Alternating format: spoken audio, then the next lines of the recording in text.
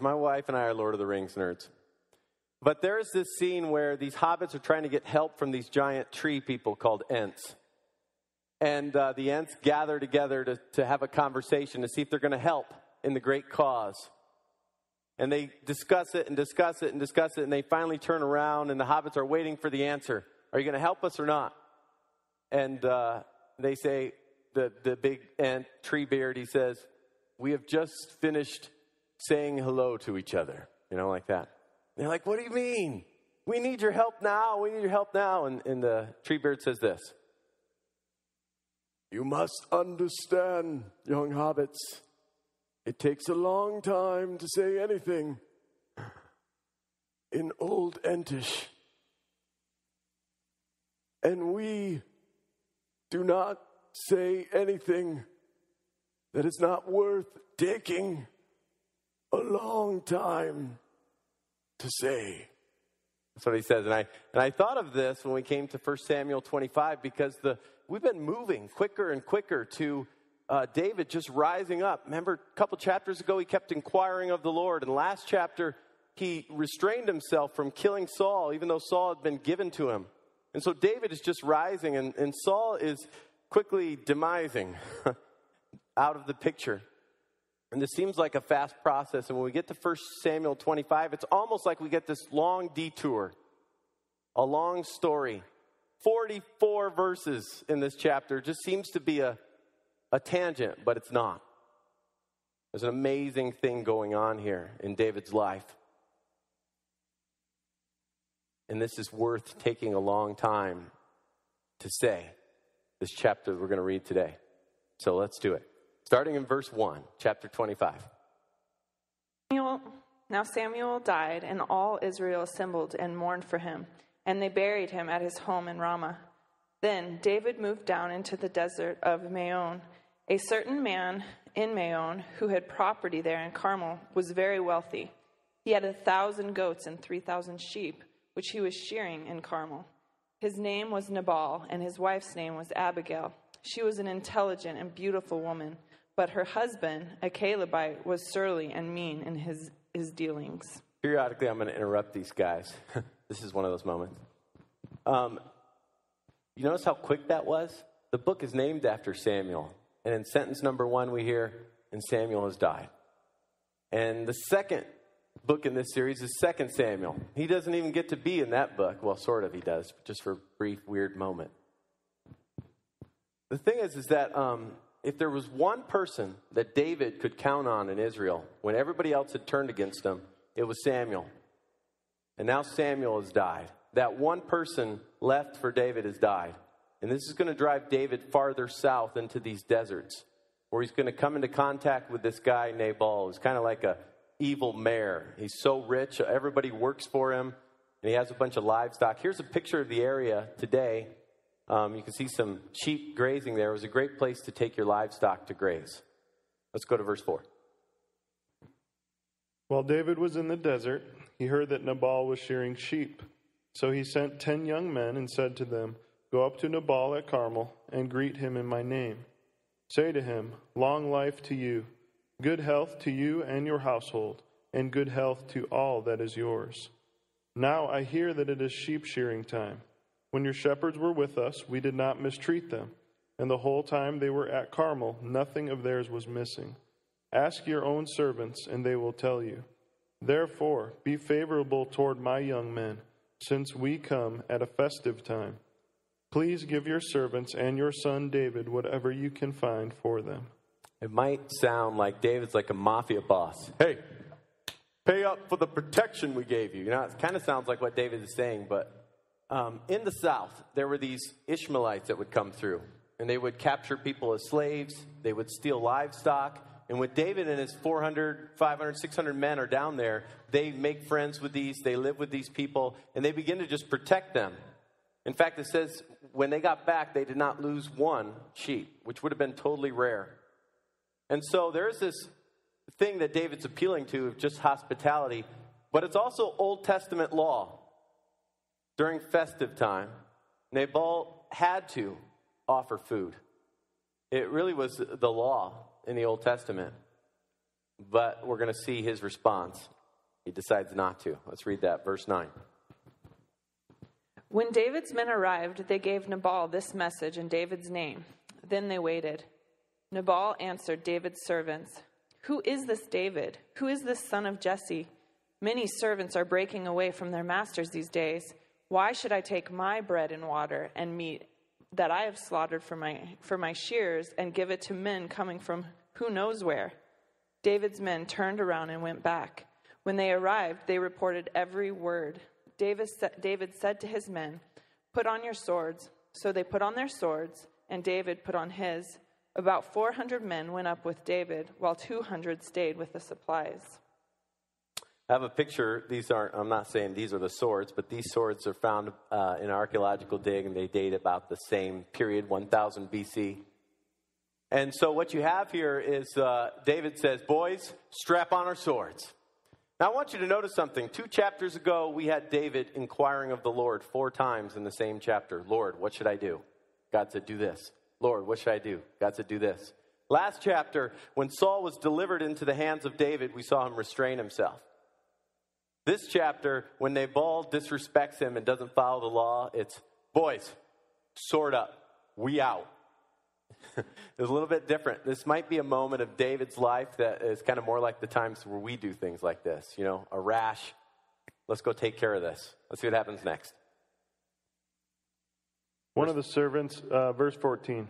One of the servants told Nabal's wife, Abigail, "David sent messengers from the desert to give our master his greeting, but he hurled insults at them. Yet these men were very good to us. They did not mistreat us, and the whole time we were out in the fields near them, nothing was missing. Night and day, they were a wall around us all the time we were herding our sheep near them.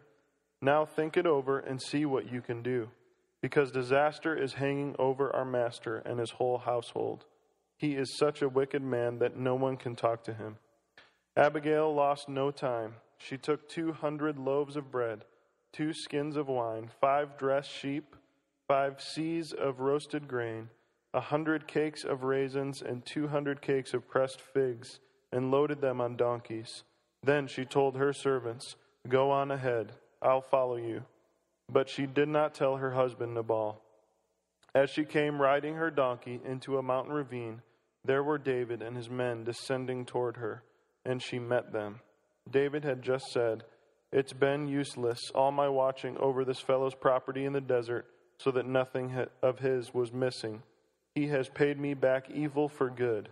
May God deal with David, be it ever so severely, if by morning I leave alive one male of all who belong to him."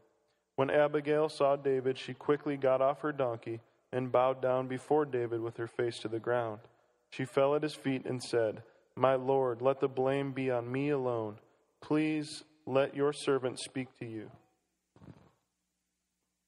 Hear what your servant has to say. May my lord pay no attention to that wicked man Nabal. He is just like his name. His name is Fool, and folly goes with him. But as for me, your servant, I did not see the men my master sent. Now since the Lord has kept you, my master, from bloodshed, and from avenging yourself with your own hands, as surely as the Lord lives and as you live, may your enemies and all who intend to harm my master be like Nabal, and let this gift, which your servant has brought to my master, be given to the men who follow you." So Abigail acts quickly. She loads up some donkeys with raisin cakes and a bunch of other food. She sends those donkeys first and then rides behind them. When she arrives before David, she immediately dismounts and bows, which is a real high token of respect for the person that you're before. And so she just humbly puts herself and gently puts herself before David. She's a wise, wise woman, unlike her husband, who she lets know that his name means fool. We'll talk more about that later. A lot of old Bibles used to sketch these Bible stories, and I found this one this week. I don't know if you can see it, but it just shows Abigail bowing before David. Her name, as we said, means my father is joyous. The joy of my parents. It's an appropriate name. for a woman like Abigail. And it's kind of cool that she comes up right here during Mother's Day. It wasn't really planned, but we have such a neat, godly woman in Abigail to talk about on Mother's Day. In Proverbs 31, verse 30, it says, "Charm is deceptive and beauty is fleeting, but a woman who fears the Lord is to be praised." What we see in Abigail is a woman who fears the Lord. She's beautiful, but she also fears the Lord, and she knows what is right and what is wrong. She knows the right way to do things and what is wrong. Here's another verse from Proverbs 11, verse 22. "Like a gold ring in a pig's snout." This one's probably not appropriate for Mother's Day when you think about it. "Like a gold ring in a pig's snout is a beautiful woman who shows no discretion." You know, if in her words she causes trouble, even if she's beautiful, well, she's like a gold ring in a pig's snout. But Abigail is really the opposite of that. She's humble, she's gentle, she speaks such wisdom. We're going to get more into what she says, but she is saying some amazing truths to God's anointed. She's saying some amazing truth that he needed to hear. Let's keep reading. Verse 28. "Please forgive your servant's offense, for the Lord will certainly make a lasting dynasty for my master, because he fights for the Lord's battles. Let no wrongdoing be found in you as long as you live. Even though someone is pursuing you to take your life, the life of my master will be bound securely in the bundle of the living by the Lord your God. But the lives of your enemies he will hurl away as from the pocket of a sling. When the Lord has done for my master every good thing he promised concerning him, and has appointed him leader over Israel, my master will not have on his conscience the staggering burden of needless bloodshed or of having avenged himself. And when the Lord has brought my master success, remember your servant." David said to Abigail, "Praise be to the Lord, the God of Israel, who has sent you today to meet me. May you be blessed for your good judgment and for keeping me from bloodshed this day and from avenging myself with my own hands. Otherwise, as surely as the Lord, the God of Israel lives, who has kept me from harming you, if you had not come quickly to meet me, not one male belonging to Nabal would have been left alive by daybreak." Then David accepted from her hand what she had brought him and said, "Go home in peace. I have heard your words and granted your request." Awesome. Thank you guys for reading that. I was afraid of getting laryngitis, and I promised Julie I would sing her some songs for Mother's Day. She's pretty excited. You know, Abigail is just so wise. What she comes to tell David is, "Listen, David, I know that you're going to be king. I know that you're going to be king, and I know someone's trying to kill you." It kind of shows how far this information has spread. We're all the way down in the south, and Abigail says, "I know that there's this guy, King Saul, who's trying to kill you. But I also know is that you're going to become king because you do what is right. You do what is right, David. And so God is going to bless you." And then she says this kind of a foreign verse to us, but it's really important in a Hebrew mind. "Even though someone is pursuing you to take your life," this is verse 29, "the life of my Lord," that's David, "will be bound securely in the bundle of the living by the Lord your God. But the lives of your enemies he'll hurl away as from the pocket of a sling." It's an interesting phrase. Bound securely in the bundle of the living by the Lord your God. Doesn't mean a lot to us, but they've actually found that engraved on ancient Jewish tombs. Bound securely in the bundle of the living by the Lord our God. What it means is they would take, if they wanted to travel somewhere, they would bundle up their possessions. Their most treasured things, they would put in a bundle so that they could take with them. They would bundle them. You and I don't really bundle our treasures. Not a phrase we're common with. We like bundle trash, or bundle clippings, right? But they would bundle the most important things to them in order to take them with them. And so what Abigail is telling David is, "David, you don't have to avenge yourself. You are bound in the bundle of the living by the Lord your God. But the lives of his enemies he'll hurl away as from the pocket of a sling." The New Living Translation is kind of a fun way to read the Old Testament because it tries to figure out what the words really mean. to in our context, and it says, even when you're chased by those who seek to kill you, your life is safe in the care of the Lord your God, secure in his treasure pouch. That's kind of what it means. You're secure in his treasure pouch. He's got a pouch of his treasures, and David, you're in it. But the lives of your enemies will disappear like stones shot from a sling. Now, is Abigail wise in her word choice? She says to David, don't worry, I know someone's trying to kill you, but he's going to be shot like a stone from a sling. Of all people to use an analogy about slings and stones, is not David the perfect guy to speak to? Because David knows sling, right? David knows how stones fling out of slings. I rhymed that. But here's the main point. The main point that Abigail is talking about is this. She says, David, you're not going to want this. You're not going to want this bloodshed on your hands. You don't want to do what you're thinking about doing, because then when you become king later on, you will have this guilt of having destroyed this city. Saul has it because he destroyed the whole city of Nob. But David, you're not going to want to do this. Let the Lord avenge you. Let the Lord get glory, David. Don't you do it. Abigail's a wise woman. And so he goes through this whole thing. Don't take vengeance for yourself. David, you'll regret it if you do it. This thing that you're thinking about doing, this reason why you all have swords, all 401 of you who are coming into town, you'll regret it if you go forward. And that's basic translation. I know Nabal deserves it. He's wicked. He's been destroying lives. But let the Lord avenge you. My wife and I tiled our house, our kitchen, with Saltillo tile. We, Saltillo tile, it's the Mexican sun-baked stuff. It's really thick. Well, we laid it down in our kitchen and in our dining room, and it came out pretty good. But we really didn't know what we were doing. And no one told us, you ought to take the baseboards out first, then tile, then put the baseboards back, or get new ones, right? We didn't hear that. So we just ripped out our linoleum and laid the tile down right up to the baseboard. So when we were done, we had this kind of small strip of baseboard left that was sticking out, that we had mortared in. And we looked at that and goes, that just looks so weird. Why don't we take those out? And so we began to, Julie said, yeah, just take them out. And we'll put new ones on. My problem is I had grouted them in place. I mean, they were in there. And I thought, if I try to yank these out, I'm going to crack all the grout. So what am I supposed to do? So I came up with the idea, if I could get some power tool that could just cut them out. If I could go along the wall at floor level and cut my baseboards out, then no one would know there's like a half a baseboard under there, and I could put a new baseboard on top of that one.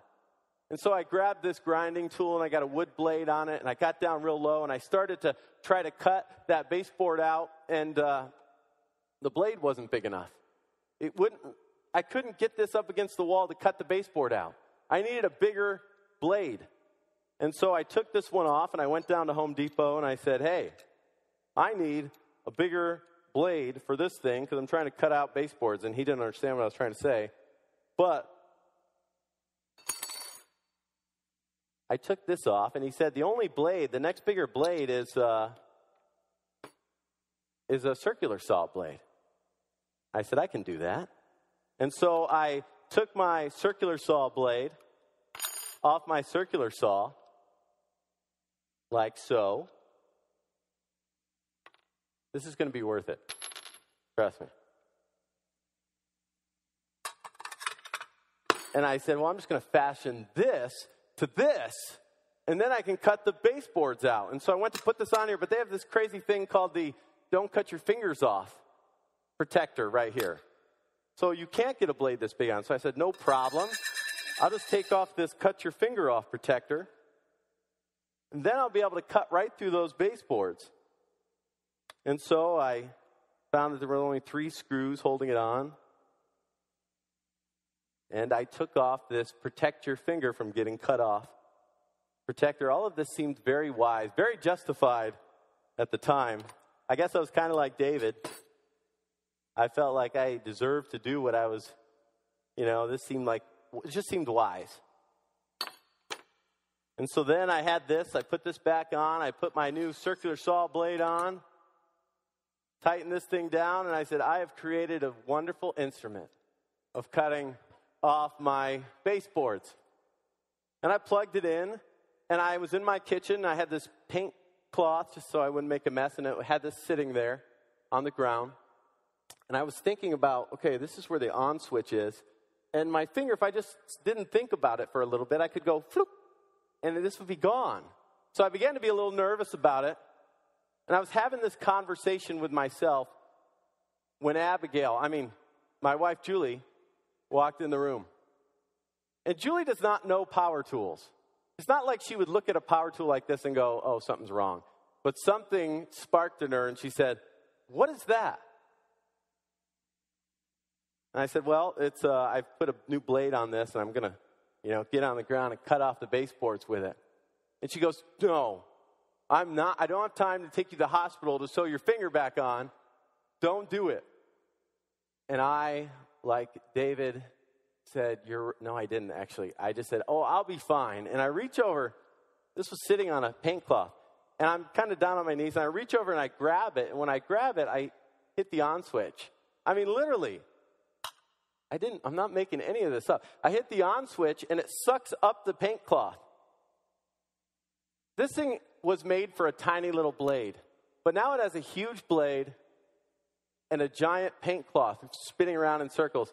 The torque is too great for my one hand, centrifugal force. I'm just really it's out of control. There's a paint cloth flinging. There's blades and there's screams coming from behind. She had just said, don't do this. And I said, I'll be fine. And I just throw it. I kind of because I'm losing it, I throw it down, and it lands on the ground. It shuts off over here. I'm just kind of looking at it. I look down. My pant leg has a new rip from here to here, and it's starting to change colors into a red substance. But that didn't matter. I'm like, 1, 2, 3, 4, 5, 6. Good. And I say, I'm not going to do this. And I went to taking this apart. I decided against using my creation. Here's the deal. With David, Abigail comes and says, don't do that. Let the Lord avenge you. You showed such restraint. She doesn't actually say this, but we can say he restrained himself with Saul.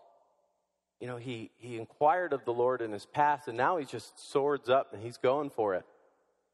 And she says, you won't want the blood guilt of this. The thing about David is he hears her, and he says, you're right. He turns around. He's so teachable. Even though David is a numbskull like us, he's doing great, but then he does something really dumb. He's also really teachable. I guess that's the main focus of what I think to learn from this. Why this long story is in here is you can see God is still working on David's heart like he's still working on yours and mine. And he's calling us to be teachable. A lot of you guys know I've been in Greek, and this is the Greek word for disciple.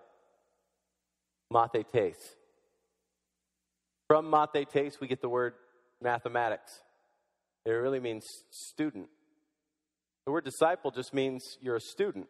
And if there's one thing a student should be, it should be teachable.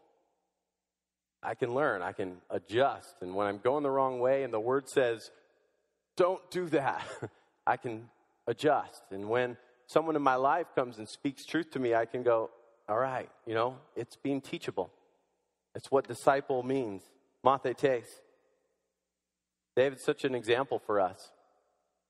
Such an example for us because he's so dumb at times. Like we are so dumb. And yet, God is calling us to adjust, to have a fear of God, to be wise. Really, in the Bible, there's only two types of people discussed, especially in the Proverbs. There's the wise and the fools. Wise people are teachable. They hear from God and they adjust their lives. And the fools, it's not a intelligence issue. They're not dumb. They just choose to ignore God. They choose to ignore God's word. And they just go forward anyways. And that's Nabal. He's been told truth, and he goes forward. And even his wife says he just lives up to his name. Fool. I want to show you what Isaiah 32 says. Isaiah 32, it's going to be up here. For fools, and again, it's not a dumb person. It's a person who's ignoring God. A fool speaks folly. Their hearts are bent on evil. Their hearts are bent on evil. You know, the Bible is really clear. Really clear about sexual sin, sin before marriage. It's really clear about homosexuality being a sin. It's really clear about greed. It's really clear about things. But if I'm a fool and my heart is bent on doing those things, well, then I'll just go forward and do them. It says they practice ungodliness and spread error concerning the Lord.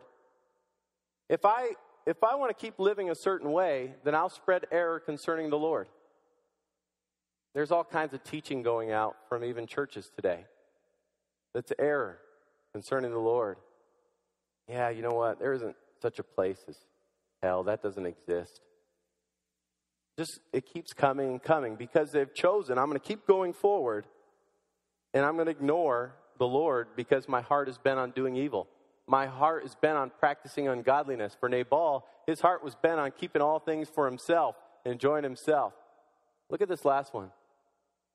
The hungry, they leave empty.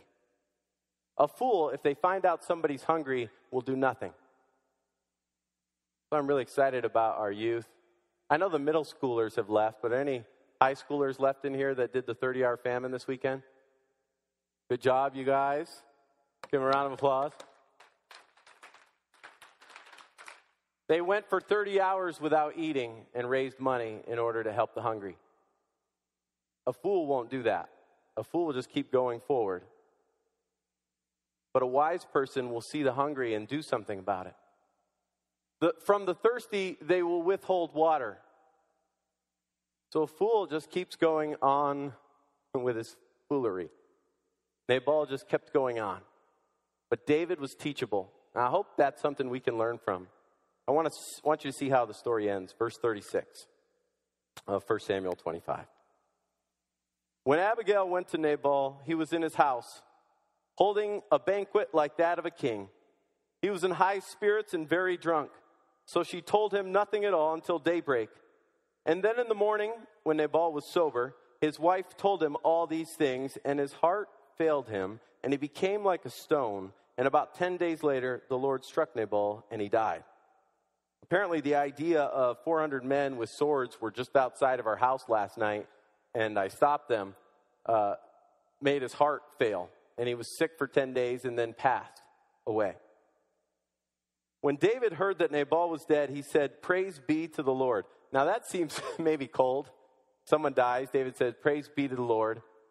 But God had some cleaning up to do in Carmel in this. He was a wicked man. David was taking it upon himself, but now he's seen that the Lord will avenge himself. David heard that Nabal was dead. He said, "Praise be to the Lord who has upheld my cause against Nabal for treating me with contempt. He has kept his servant, me, from doing wrong and has brought Nabal's wrongdoing down on his own head." And then David sent word to Abigail, asking her to become his wife. You remember the last words Abigail said to David were, "When you do become king, will you please remember me?" And this is kind of even a early version of this, is that David knows that this Abigail has no husband now, and so he says, "I'll take you as my wife." His servants went to Carmel, said to Abigail, "David has sent us." Did I read that? You to become his wife. Verse 41. She bowed down with her face to the ground and said, "I am your servant. I am ready to serve you and wash the feet of my Lord's servants." We know what washing feet means. It's just an act of serving another person. Abigail quickly got on a donkey and, attended by her 5 female servants, went with David's messengers and became his wife. David had also married Ahinoam of Jezreel, and they were both his wives. And a few months ago, I talked about how I don't think that's a biblical thing. It allowed it. Multiple wives were allowed in the Bible to care for widows. But anyways, we'll talk more about that. I'm running out of time. But Saul had given his daughter, Michal, that was David's wife, to Paltiel, son of Laish, who was from Galim. So King Saul, because of his hatred for David, had already given his wife away. And that's why this story is here. But back to Treebeard. Why did the author of Samuel spend so much time to tell us this story? What are we supposed to walk out of those doors with? And what are we to learn? You can see that God had a plan to bless David with a wife. God had a plan to take care of things. And yet David needed to not avenge himself and act rashly. But he needed to trust in the Lord, and he needed to be teachable. Those are all lessons I know that I need to learn. When I'm confronted, I need to act wise with the Scriptures and not go forward in my sin as a fool. Let me tell you, Randy Brainerd has a lot of history with not only power tools, but when the Word says, don't go that way. And I, feeling justified, have gone that way. Anybody relate with me? Even when somebody wise had said, you know, you probably don't want to do that. I've walked down that. Anybody join me on that? Those mistakes? You know, there's so many times that we've acted like Nabal. So many times where we are, and even David, when he sorted up, we've gone forward instead of being teachable. And that's why I'm so grateful for the Lord's patience. So grateful that he was so patient with David. So grateful that he's patient with us.